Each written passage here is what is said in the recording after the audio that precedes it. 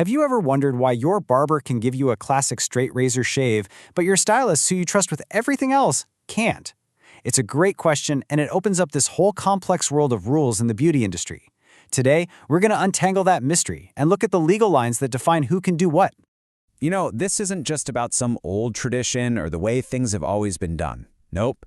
It's about a legal distinction that actually has really deep roots in public health and safety. The answer is all in the specific training and the license that each professional has to get. So here's the bottom line, the most important thing to remember. Pretty much every rule, every license, every line they draw in the sand between these professions, it all comes back to one big idea: protecting you, the public. These regulations exist because we had to stop the spread of disease and make sure that anyone using sharp tools or strong chemicals on you knows exactly what they're doing. Okay, so to really get why the rules are the way they are today, we've got to go back, way back. Let's trace the journey from these medieval guys who were part barber, part surgeon, all the way to the modern state boards that run the show today. I mean, this history is pretty wild. Can you imagine your barber also being your surgeon? Well, that was the reality back in 1308. Splitting those jobs up in 1745 was a huge deal, but the real turning point was later, in the Progressive Era, when everyone got serious about sanitation. That's when the licensing laws we recognize today really started to take shape.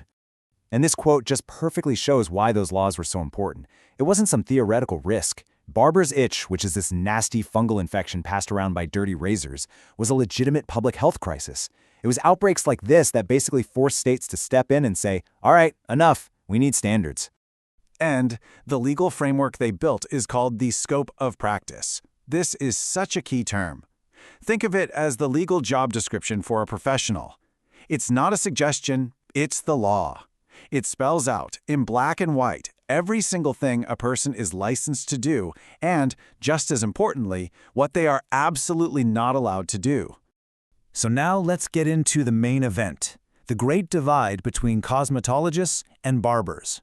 If you can understand the differences in their licenses, you've pretty much cracked the code for the whole industry.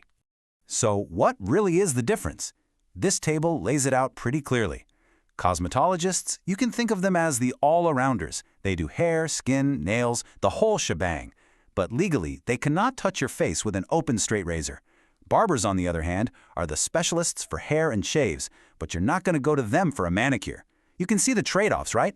Let's just bust a huge myth right here and now. I'm sure you've heard someone say this, that their stylist can't or isn't allowed to cut men's hair. That is 100% false. A cosmetology license is for cutting human hair, period. It doesn't matter whose head it's on. The myth just comes from how different schools might focus their training, not from any legal rule. This right here, this is the razor line we mentioned at the start. The law is super specific about this. A barber can use a razor of any type, which is the legal speak for a traditional, unguarded straight razor.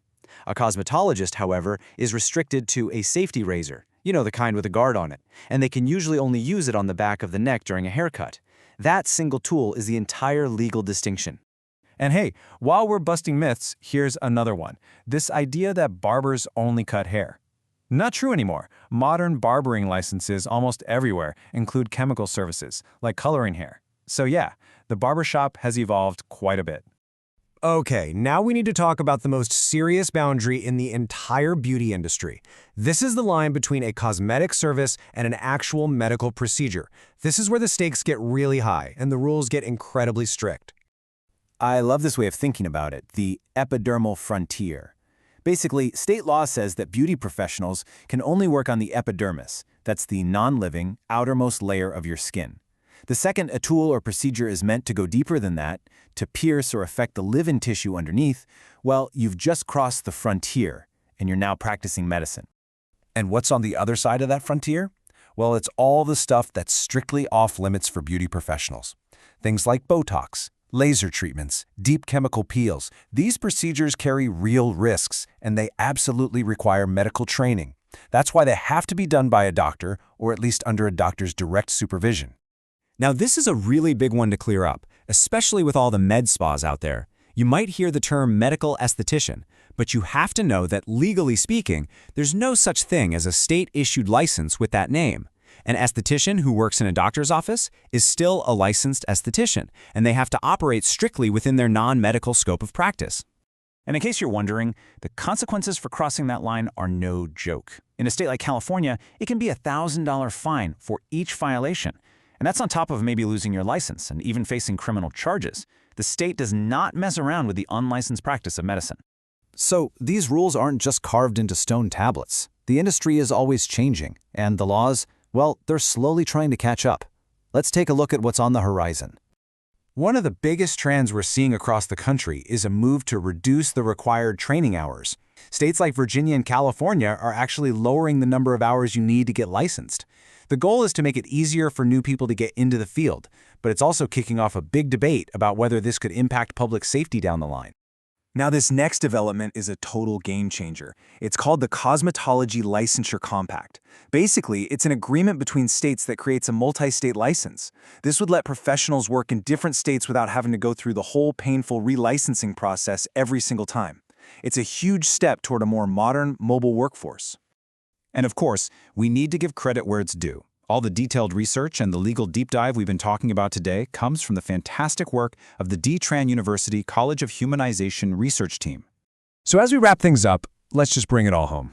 Even with all these changes happening, fewer training hours, multi-state licenses, new technologies, the core mission has not changed. The number one priority of every state board and every licensing law is the exact same thing it was 100 years ago, protecting public health and safety.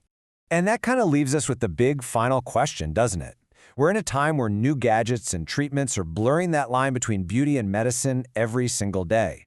So the real challenge for everyone involved is going to be, how do we draw clear, safe lines that protect people without accidentally putting up huge walls that stifle this really vital and creative profession? It's a tough balance to strike.